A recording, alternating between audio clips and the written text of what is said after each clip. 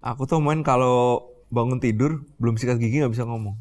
Jago main gitar, ada yang bisa main drum sambil nyanyi. 99-nya? 99-nya. Dalam satu band itu? Iya. Titik terendah seorang Kunto Aji tuh pas kapan, Mas? Itu tahun 2013.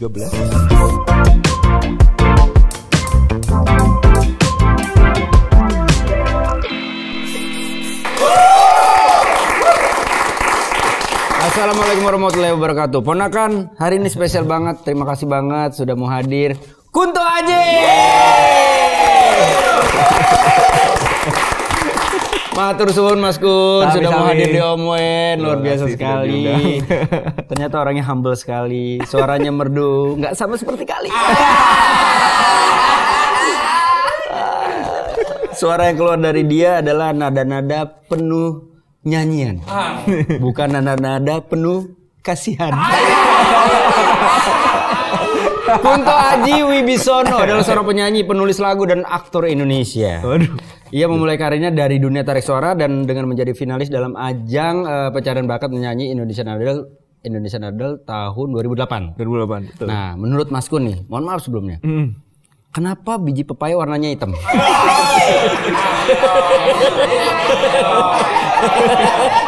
Ya siapa tahu kan gitu. Entar dari Indonesian Idol, penyanyi terus biji pepaya.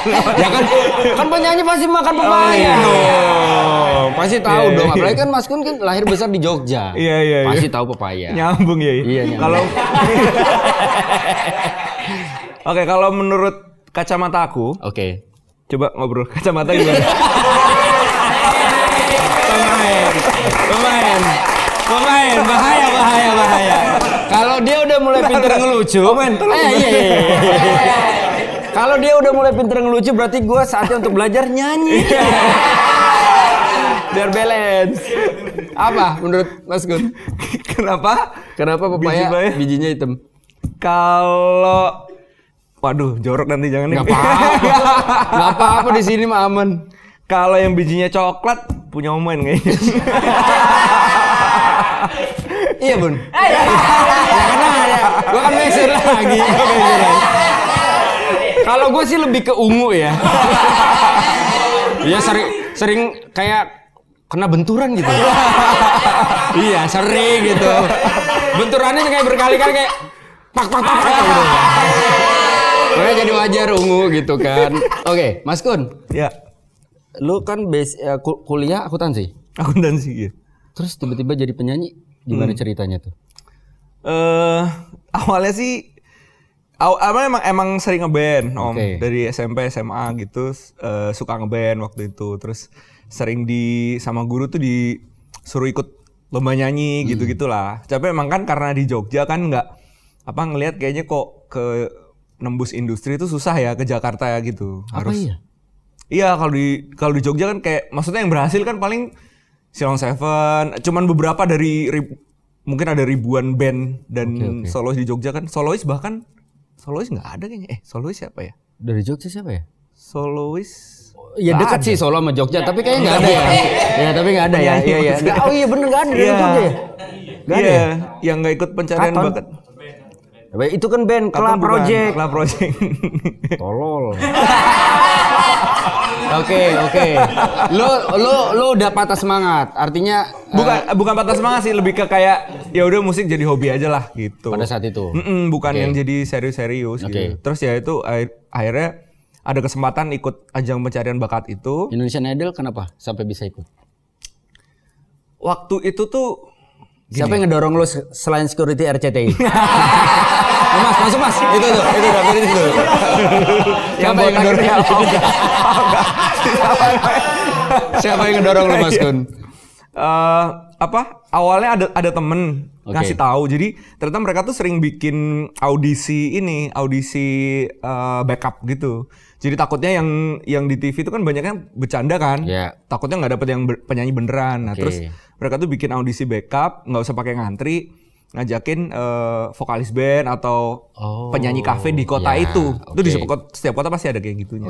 Nah terus sama temen tuh udah kamu ikut aja, ini nggak usah pakai ngantri gitu. Saya oh iya juga ya.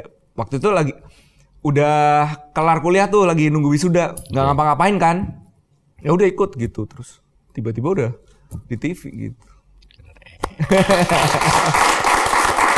Tapi setelah sebelumnya mikir bahwa kayaknya susah deh solois dari Jogja terus bisa menembus kancah musik nasional. Dan tiba-tiba lu jreng udah ada di Indonesian Idol. Apa yang ada di pikiran lu pada saat itu? Waktu itu bener-bener nggak ada pikiran apa-apa, men. Oh, jadi PA ya? Oh, bukan.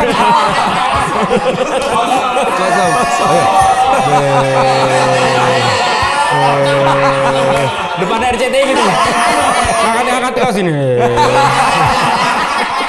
Pikirnya kosong, masih kosong. Ya, nggak kepikiran sama sekali. Nggak kepikiran. Jadi emang kayak nothing tulus aja gitu, maksudnya. Wih, ya gimana sih mahasiswa luntang-lantung gitu ya, terus tiba-tiba, wih masuk TV nih, wih ada di Wikipedia, zaman dulu kan Wikipedia ya, wih nama gua ada di Wikipedia nih gitu, jadi seru-seruan aja gitu. Maksudnya mau menang nggak menang ya ini jalanin aja gitu. Jalanin aja. Seneng soalnya gitu. Karena lu segitu senengnya sama dunia musik, segitu senengnya sama dunia tarik suara gitu. Tapi basic lu bisa jadi seorang penyanyi itu emang karena keturunan dari bokap nyokap atau emang lu sendiri aja gitu? Kan ada satu keluarga ada yang darah seninya nurun, ada juga darah kotornya turun. Nggak ada yang nggak ada. Ada yang nggak ada darah seni sama sekali, tiba-tiba di satu keluarga ada satu orang gitu. Lu termasuk yang mana? Termasuk yang satu keluarga tuh banyak ininya sih, banyak senimannya sebenarnya dari nyokap. Jadi sebenarnya nyokap tuh orang Riau. Mereka tuh merantau 9 bersaudara ke Jogja. Nah, sama kakek tuh dulu om-om, tante-tante tuh diajarin musik. Jadi mereka bikin band kayak Jackson 5 gitu, men. Jadi ada om yang jago main gitar, ada yang bisa main drum sambil nyanyi. 9-9-nya? 9-9-nya. Dalam satu band itu? Iya. Kalau nggak salah namanya Nasi Daria ya? Bukan.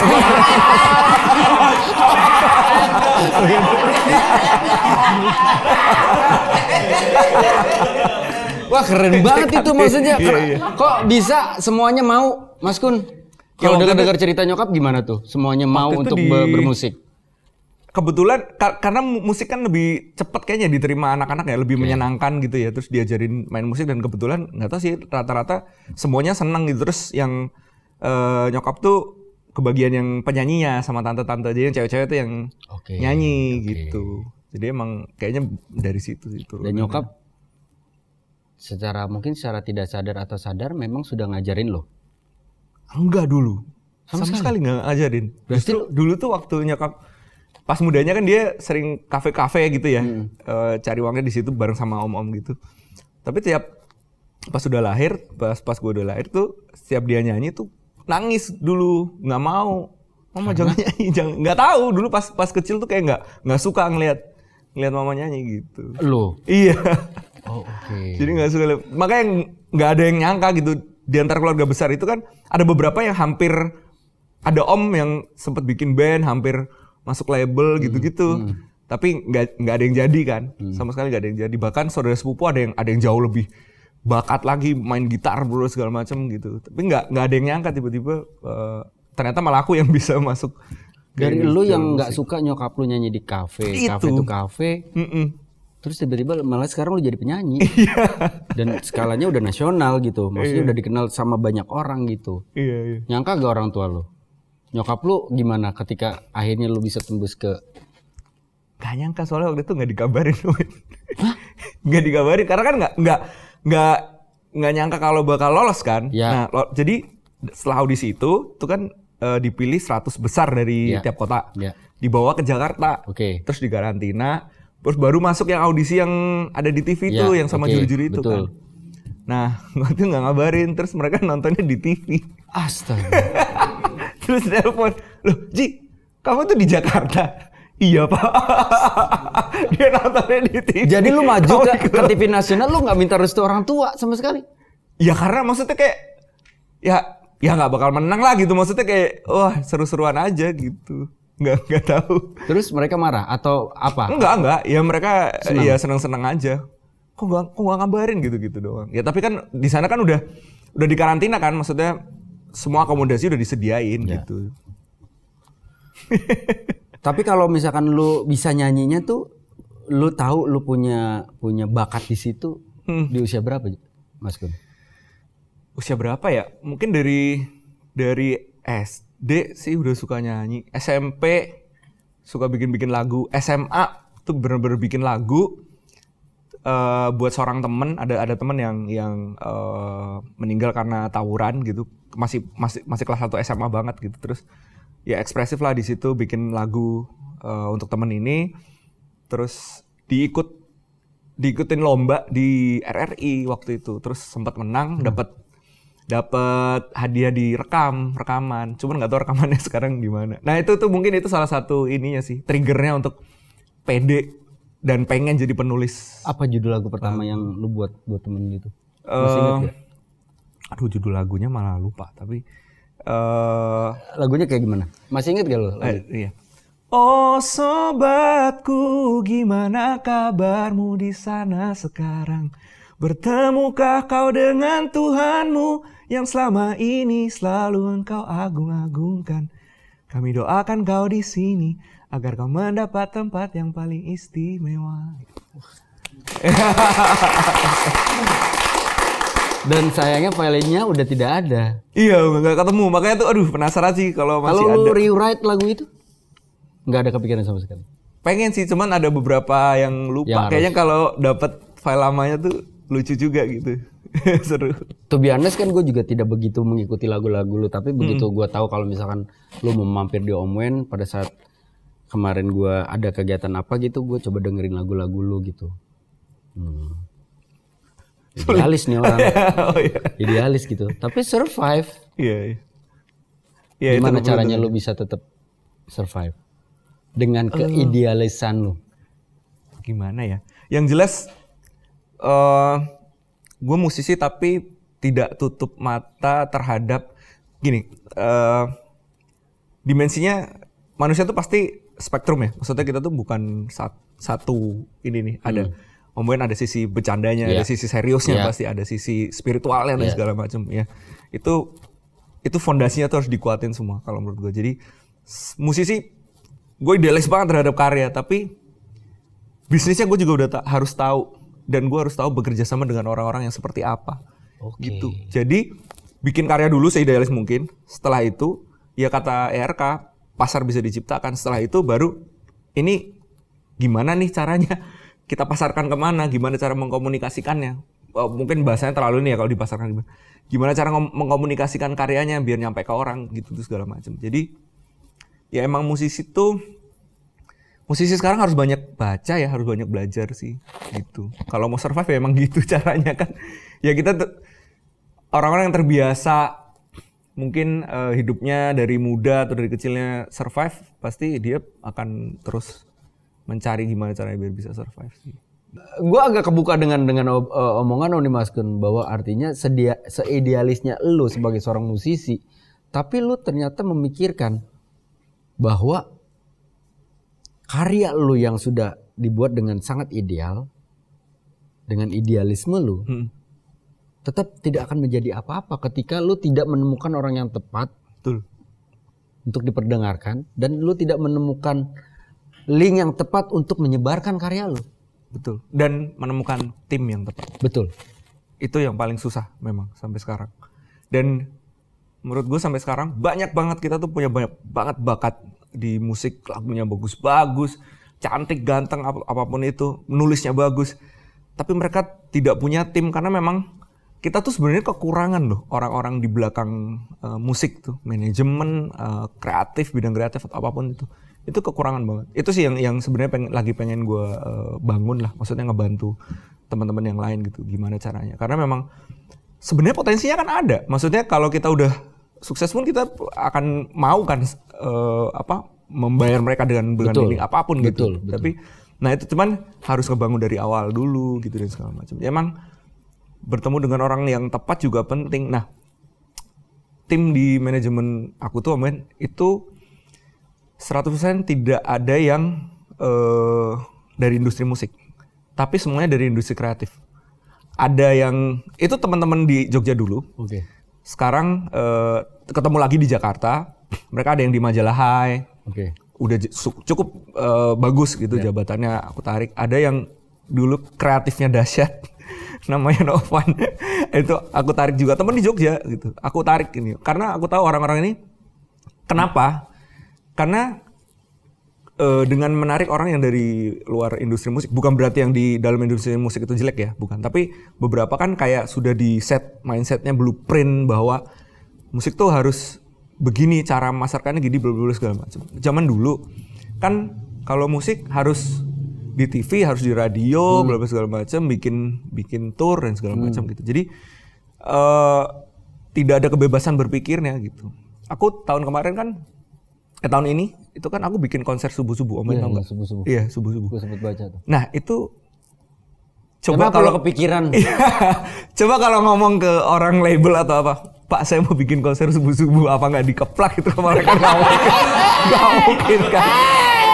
Nggak mungkin. Opening act-nya Ustaz Maulana.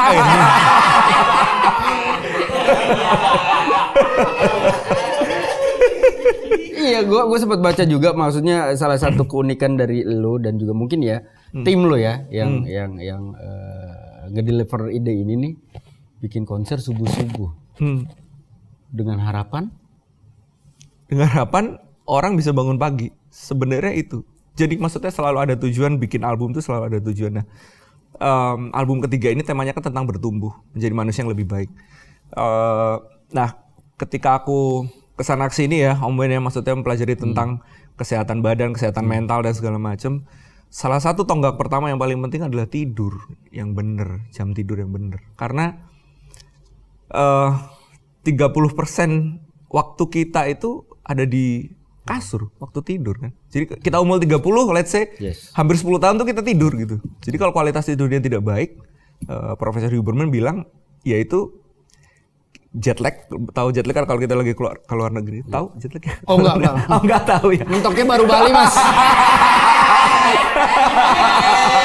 Kalau maaf ya, Bali belum masuk jet lag ya.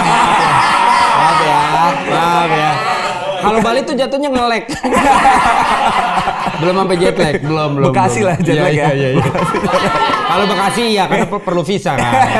Jet lag ya. Terus. Iya, jadi ya kalau jam tidur kita nggak bener itu ya seumur hidup kita jet lag. Bayangin aja kayak gitu. Jadi makanya aku tuh pengen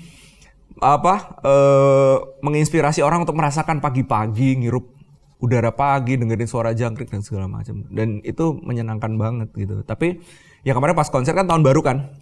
Tanggal 31 tuh tahun baru, kita tanggal 1 paginya. Jadi justru kita mengejar sunrise pertama gitu. Itu di mana, Mas Kun? Di Jogja. Di Jogja. Itu alamnya ini banget, terus nyanyi itu lagu pertama tuh nggak pakai sound system, nyanyi rame-rame gitu, ada suara jangkrik, ada suara ini. Ada suara orang ngorok, ada yang tidur. Lupa dibangunin sama temennya. Tahu-tahu udah selesai ya konsernya. Seru banget.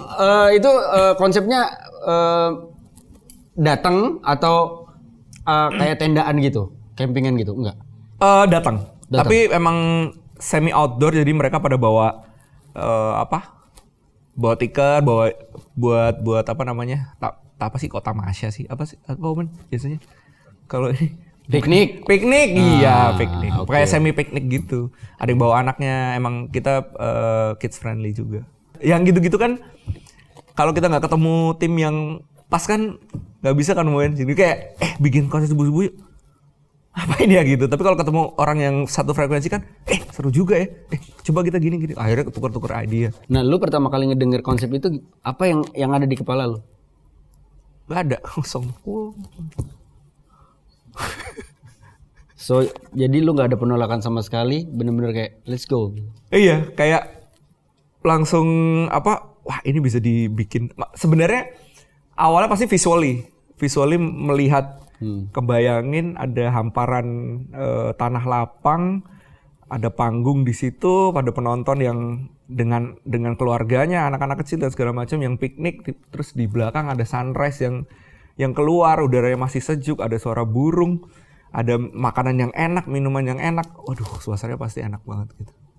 Itu di situ kebayang, apalagi isu udara Jakarta yang sedang jelek segala macam. Dan ternyata hampir 50% orang Jakarta yang datang. Wah.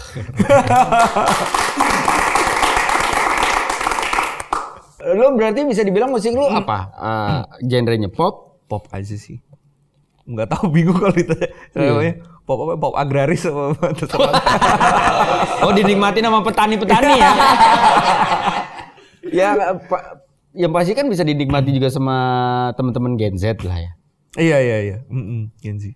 Nah, gimana tuh lu menyikapi perkembangan musik yang luar biasa gitu? Bagaimana lu menyeimbangkan nilai idealisme lu dengan kondisi yang terjadi sekarang? Iya. Tentunya itu datang dengan konsekuensi ya. Semakin banyak pintunya terbuka, kesempatan semakin besar, persaingannya akan semakin padat sekali. Tahun 2001 kalau nggak salah itu setiap rilisan kan setiap hari Jumat. Setiap hari Jumat itu worldwide ada 400.000 lagu setiap hari Jumat. Banyak banget. Sekarang musik itu saingannya bukan hanya musik. Kita tuh bersaing mendapatkan sepotong perhatian orang, waktu orang gitu. Dan kita bersaingnya dengan video YouTube, video masak, dan video TikTok, videonya Om Ben ngobrol-ngobrol, video podcast. Kita saingan dengan itu. Jadi orang memilih hiburan istilahnya. Jadi musik bukan hanya bersaingannya bukan hanya dengan musik saja. Dan itu sangat ya ini sisi negatifnya aja gitu. Persaingannya sangat ketat sekali. Cuman dari yang aku pelajari adalah karena tidak sama dengan era dulu. Dulu kan ada yang namanya mainstream ya. Maksudnya ketika semua Sheila on 7, Dewa 9, semua Dewa 19. Satu yang besar akan sangat besar sekali. Tapi sekarang, dan ini sudah terbukti beberapa aku lakukan observasi sendiri. Itu memang kita harus sadar bahwa kuenya itu sekarang udah kebagi-bagi gitu. Jadi bukan kue besar gitu untuk sedikit orang, tapi kue kebagi-bagi kecil-kecil untuk banyak orang. Dan yang harus kita lakukan adalah kita harus menemukan kue kita sendiri dengan cara ya kita harus punya karakter yang kuat, karakter kita sendiri. Sebenarnya itu di satu sisi menguntungkan karena untuk orang-orang yang memang udah tahu dia mau apain ya. Jadi tinggal menguatkan dirinya aja, mencari ke dalam untuk dia mau melakukan apa. Nah, untuk orang-orang yang yang sering terjadi ya di industri, orang-orang yang pengen merangkul semua kue malah nggak dapet. Tapi ketika dia hanya merangkul kue yang segini, tapi kuenya kan bisa berkembang nanti. Walaupun nggak akan bisa sebesar itu, tapi cukup untuk menghidupi gitu sebagai seorang musisi. Itu aja sih sebenarnya. Dan lu sudah merasa sudah dihidupi sama musik? Iya, sangat sih. Alhamdulillahnya. Ya karena lu ngejalanin juga pakai hati ya. Iya. Dan lu juga tidak, ya mungkin balik lagi lu termasuk sebagian orang-orang yang ya udahlah porsi kue gue cuma segini. Gue tahu kapasitas gue. Ya gue nggak mau berharap lu cuma segini. Tapi ternyata mungkin malah dikasih potongannya lebih besar gitu. Iya, bisa memperbesar. Iya. Tapi lu pengen nggak? Lu udah punya anak kan berarti? Udah. Berapa? Dua. Sekarang. Lu pengen anak-anak lu mengikuti jejak lu sebagai seorang musisi? Bebas sih. Tapi kalau mereka pengen, ya kita udah tahu ada beberapa tipsnya. Tapi sebenarnya apa yang sekarang aku kerjakan di musik itu bisa diterapkan di semua bidang gitu. Mindsetnya bisa diterapkan di semua bidang sebenarnya. Nah, gimana? Omongannya seru kan? Tonton terus makanya. Tapi jangan lupa subscribe, like, komen, dan juga bantu share supaya nonton Om Wen makin banyak. Oke? Nih, berarti lu kan darah lu ada Jawanya? Jawa ada sama sekali? Jawa. Ada kan? Bapak Jawa Totok. Ibu yang Sumatera. Ibu Riau, Bapak Riau, Jogja. Iya. Bapak Jogja. Oke. Seorang Mas Kun pernah baca primbon berarti? Pernah. Pernah. Kenapa? Waktu kapan? Waktu mau nikah. Untuk nyari tanggal. Iya, nyari tanggal. Okay. Nyari tanggal. Maksudnya sebenarnya keluarga tidak mengharuskan itu, cuman kadang kita coba aja cari tanggal yang pas ya gitu-gitu. Dan lu cari sendiri bukan dari keluarga lu? Cari sendiri. Bukan kayak dari bokap nyokap. Malu sih mau nanya keluarga malu. Ngapain sih soalnya keluarga juga nggak begitu jadi ya. Oh, terus lu kenapa memutuskan untuk membaca primbon untuk menentukan tanggal yang tepat untuk pernikahan? Ya ini aja, maksudnya kita pasti pengen kembali ke roots kan, ke budaya kita kan. Itu kan sebenarnya hal yang pasti ada tujuannya. Kenapa nenek moyang kita aku ketemu banyak orang sekarang ya yang sudah profesor di luar dan segala macam. Itu banyak yang sedang mempelajari budaya. Kenapa budaya itu seperti itu gitu? Apa manfaatnya terhadap, ada beberapa hal yang akhirnya ditemukan oleh sains untuk keberlangsungan dan manfaatnya untuk manusia, termasuk hal nggak bisa ngomong sih, tapi yang jelas. Tapi setelah lu baca primbon, apa yang lu dapatkan dari buku itu? Dapatkan dari buku itu, ya bingung sih karena kan angka-angka semua ya, itu gitu kan segala macam. Maksudnya ini gini. Ya cuman ngitung, pada situ ada, kalau nggak salah tuh ada ini ya deh, ada udah lama sih ya, ada mesin ada buat ngitungnya gitu, ada website yang buat ngitung gitu. Udah secanggih itu sih. Walaupun bisa konsul ke orang juga bisa. Lebih bagus. Dan lu memutuskan untuk ya udah cari tahu sendiri aja. Iya, cari tahu sendiri aja. Lebih ke pengen tahu atau memang belum ada budget pada saat itu? Nah, iya betul. Mahal ya orang. Itu juga. Lu bertemu dengan istri lu di SMA dulu sebenarnya. Oh, teman SMA? Iya, dari SMA. Ketemu lagi di Jakarta atau dari sana, dari Jogja sudah? Dari SMA masih kontak-kontakan lah ya, tapi dia kuliahnya pindah-pindah di Surabaya, sempat ke luar juga dan segala macam. Gitu. Ketemu lagi ketemu lagi dia, jadi kita LDR cukup lama. Gitu. LDR cukup lama, jadi ya ketemu nikah gitu. Setelah lu menikah sama sebelum lu menikah, perbandingan energi berkarya lu apakah sama? Atau setelah menikah justru energinya jauh lebih besar lagi, Mas Kun? Sebenarnya sama-sama aja sih sebenarnya. Tapi kan setelah menikah kan lu tahu nih, lu hidup dari musik lu. Iya. Sebelum menikah, lu hanya bertanggung jawab sama diri lu. Iya. Menghidupi diri lu sendiri. Iya. Ya mungkin keluarga lu oke lah. Iya. Tapi kan mereka tidak menuntut apa-apa. Tapi ketika sudah berkeluarga, kan ada tanggung jawab. Iya, betul. Ya alhamdulillahnya ya ini rezeki sih. Maksudnya alhamdulillahnya pada saat menikah itu sebelum menikah itu 2015-2014 keluar lagu Terlalu Lama Sendiri itu. Jadi alhamdulillahnya rezekinya sudah dicukupkan, dan aku sama istri kan, sama Dewi itu memang bukan tipe orang yang ngoyo banget gitu loh, Om Ben. Jadi wah cukup nih, wah tambah banyak, wah cukup nih gitu. Jadi selalu ngerasa kebahagiaannya di situ ya. Jadi kayak nambah. Iya. Jadi ketika nambah tuh seneng jadinya gitu. Jadi ya alhamdulillahnya nggak ke yang gimana. Mungkin ketika waktu punya anak ya, jadi kepikiran, wah sekolahnya mahal gitu. Jadi itu kan udah pasti tuh. Iya, udah pasti. Jadi istilahnya berbisnisnya harus lebih bijak lagi, mengatur keuangannya, dan tentu persiapan untuk di luar musik apa nih, ketika kita kan nggak pernah tahu ya industri hiburan sampai kapan gitu. Dan kuliah apa yang lu dapat di bangku kuliah lu akhirnya kepake banget. Akuntansi, balancing harus dapat. Iyalah pasti kepake lah. Minimal berhitungnya juga lu udah tahu bagaimana memanage keuangan lu, memanage bisnis lu supaya tetap bisa sinkron dan tetap bisa sejalan dengan idealisme lu. Iya. Tapi Mas Kun, kalau boleh tahu nih, titik terendah seorang Kunto Aji tuh pas kapan, Mas? Itu tahun 2013, tepat sebelum keluar Terlalu Lama Sendiri itu. Itu sempat sakit. Jadi si Idol ini kan 2008 ya. Sampai 2014 itu kan, sampai 2013 itu kan ngumpulin uang, Om Men. Jadi ya nyanyi over tapi nggak terlalu inilah. Terus sempat nyobain jadi host, sempat nyobain main film segala macam kan, karena nggak kenal siapa-siapa di Jakarta kan. Ya udah cobain aja apa aja gitu. Ngumpulin uang, nabung tuh. Terus 2013 sakit, uangnya kepake buat pengobatan dan segala macam. Sakit apa, Mas? penyumbatan batu empedu pada saat itu. Iya, jadi istilahnya kayak ya pada saat itu karena terus sakitnya kan cukup lama ya di rumah sakit gitu. Ya pada saat itu ya kalau mau diambil ambil aja lah gitu. Karena udah nggak punya apa-apa. Maksudnya ini nabung uang udah habis semua. Karir juga orang udah pada lupa. Udah berapa tahun yang lalu Indonesian Idol gitu. Jadi kayak udah nggak ada harapan. Itu lu belum menikah? Belum menikah. Belum keluar lagu Terlalu Lama sendiri gitu. Dan ya alhamdulillahnya tuh rencananya dia.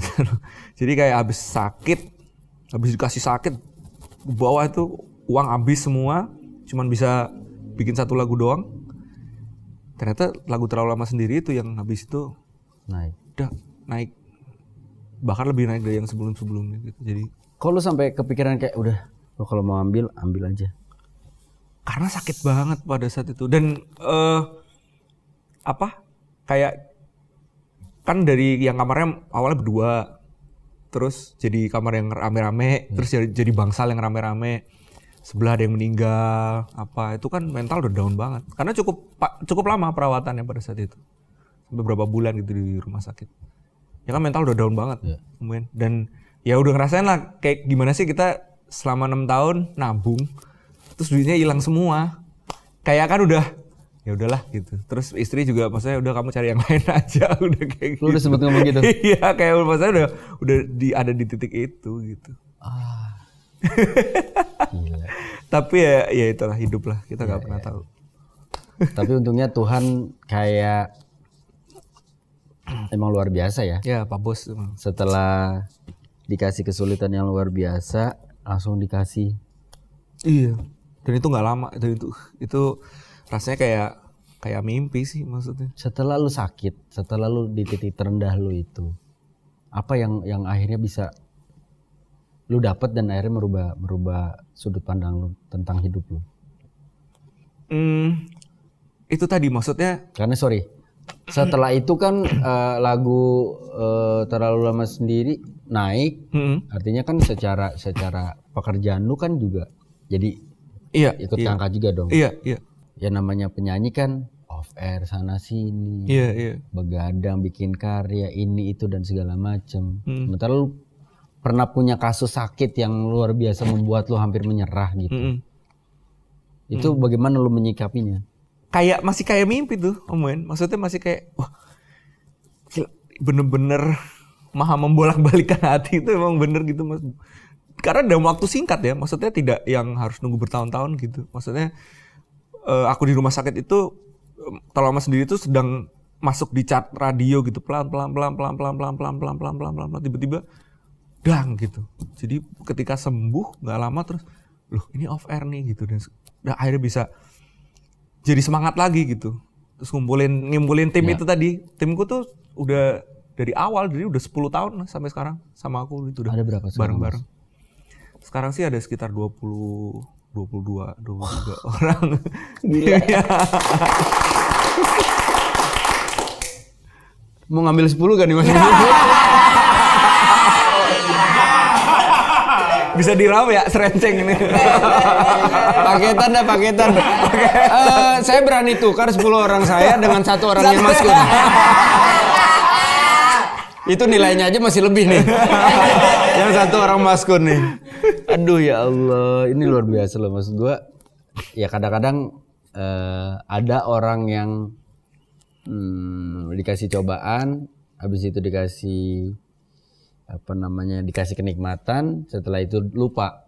Iya itu yang baik. Tapi sepertinya lu memaknai perjalanan hidup lu tuh dengan begitu enaknya, begitu bagusnya gitu. Jadi apalagi ketika lu bilang tadi anggaplah secara ekonomi aja lu mencukupkan diri lu, karena itu yang sulit lu Mas Kun. Iya. Menurutku. Betul.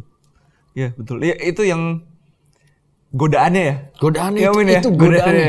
Ya. Dan aku ngerasain bahwa pada saat kita mencukupkan diri tuh kita ibarat kata pekerjaan tidak terlalu banyak tuh ya sudah. Iya. Alhamdulillah. Tapi jahatnya tuh ketika justru dikasih kerjaan lebih banyak tapi kita tidak mencukupkan diri, nggak pernah cukup rezeki yang kita dapat. Dan itu jahat sih. Iya. ngegrogotin kita jadi pelit sama diri kita sendiri, kita jadi tidak bisa menikmati hidup karena ngerasa bahwa buat apa, gitu. Tapi ketika kita mencukupkan diri, ya kayak ya udah gitu, masih ada hari esok yang diatur sama Tuhan kan. Iya. Gitu. Iya. Lu bisa sejalan sama pasangan lu? Ya, untuk pemikiran seperti itu gimana Mas Kun? Ya itu akhirnya yang karena dia mau nemenin ya pada saat di masa-masa terbawah itu ya yakin bahwa oh ya emang ini orangnya gitu. Dia mau berarti kan dia kan udah nggak, maksudnya gimana sih orang yang udah nggak ada kayak istilahnya udah nggak ada harapan orang ini gitu. Maksudnya ya jangankan rezeki kesehatan aja nggak punya gitu. Tapi dia masih mau nemenin. Padahal dia kuliahnya tinggi gitu. Maksudnya pendidikannya bagus gitu, segala macam. Tapi masih mau. Jadi ya oh ini emang orang ini gitu. Wow, keren banget. Semoga langgeng. Tapi lu ada penasihat fashion gak sih Mas Kun? Penasihat fashion? Atau lu sendiri sebenarnya? Kebanyakan sendiri sih biasanya. Kalau istri lu ada kontribusinya? Oh iya. Istri tuh suka banget sih di dunia fashion. Kadang yang akhir-akhir ini lagi banyak pakai bajunya dia. Oh ya? Iya. Banyak pakai bajunya dia. Maksudnya pakai baju yang dia sarankan atau bagaimana? Baju punya dia. Ya bukan dress ya, bukan yang pakai. Dia maksudnya ada usaha di situ. Enggak. Dia ada beberapa baju yang unisex gitu, maksudnya bisa dipakai. Bukan usahanya dia, bukan. Oke.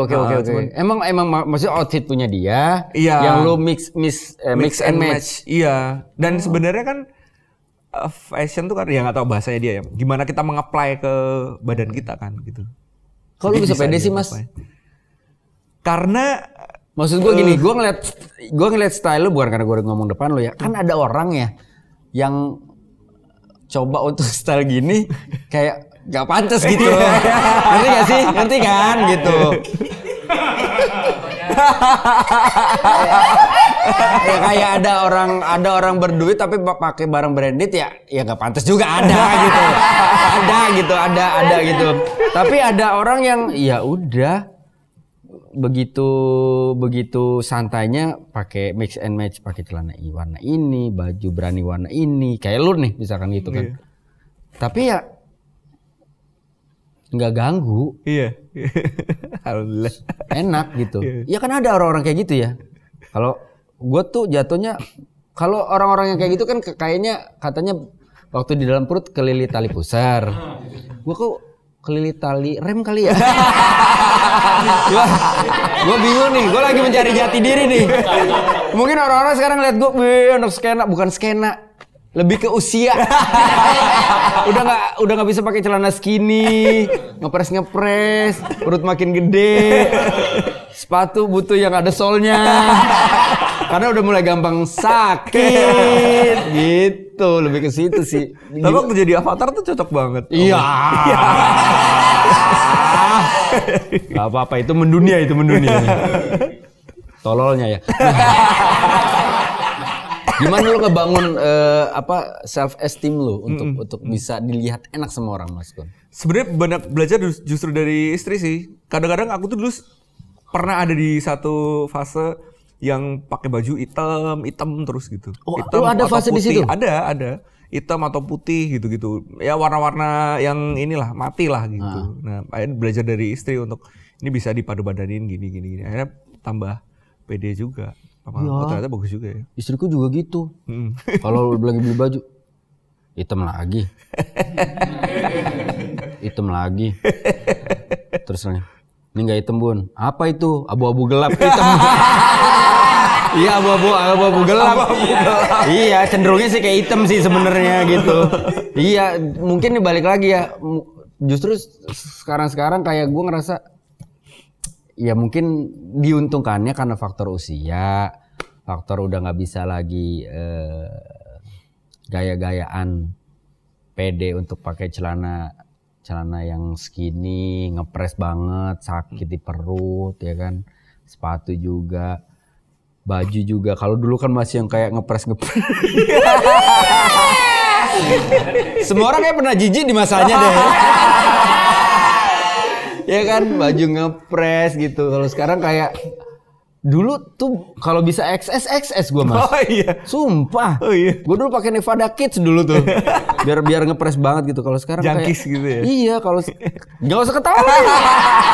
Kalau sekarang tuh kayak nyari L, XL gitu. Iya, Bukan karena apa? Karena memang ya udahlah. Emang udah umurnya kali ya. Tapi masih bisa keren lah.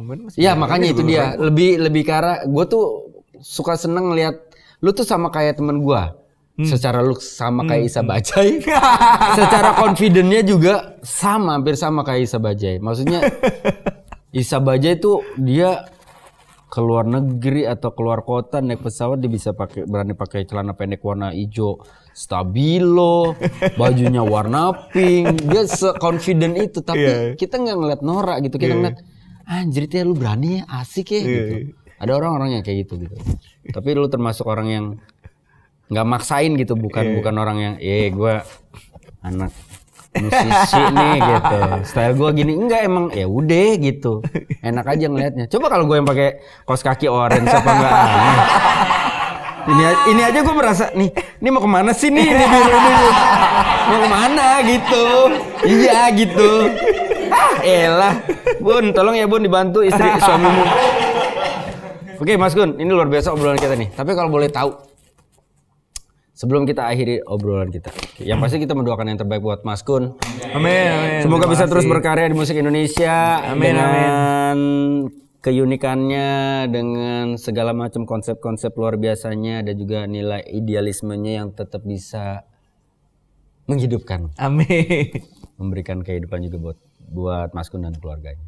3 hal yang orang lain banyak belum tahu tentang Mas Kun apa? Banyak belum tahu. Aku tuh main kalau bangun tidur belum sikat gigi nggak bisa ngomong. Kayak limbatnya mereka. Nggak pede. Iya dari dulu. Nggak, emang kebiasaan nggak bisa ngomong, nggak tahu. Jadi kalau sikat gigi lu lupa ke bawah pas tur segala macem, lu nggak akan nyanyi tuh ya? Nggak juga, nggak gitu dong. Ada sikat gigi lain.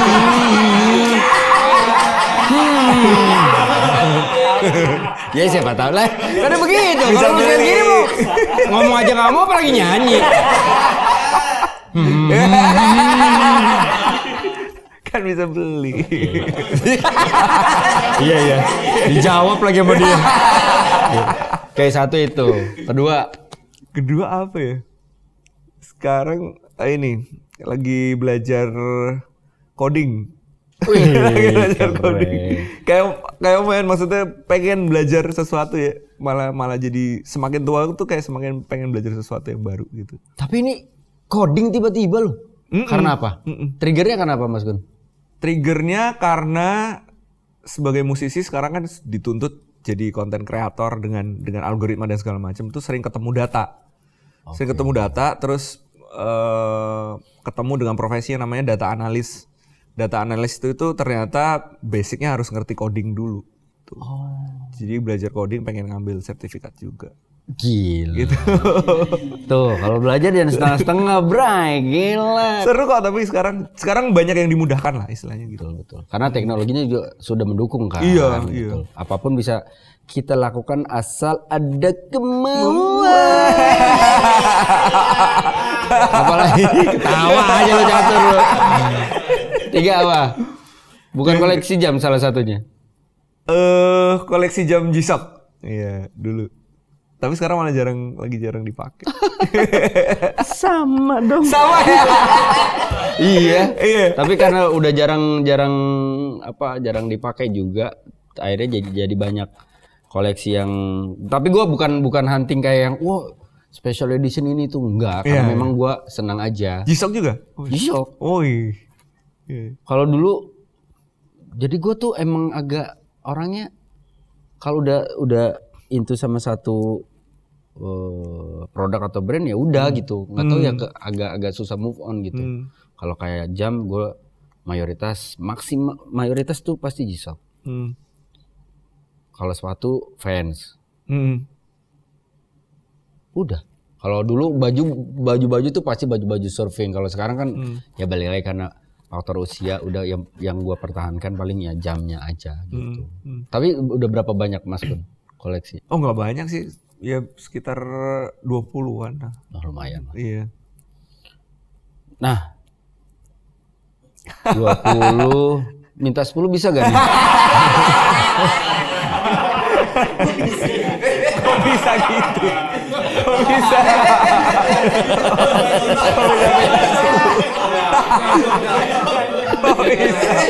Kok bisa gitu?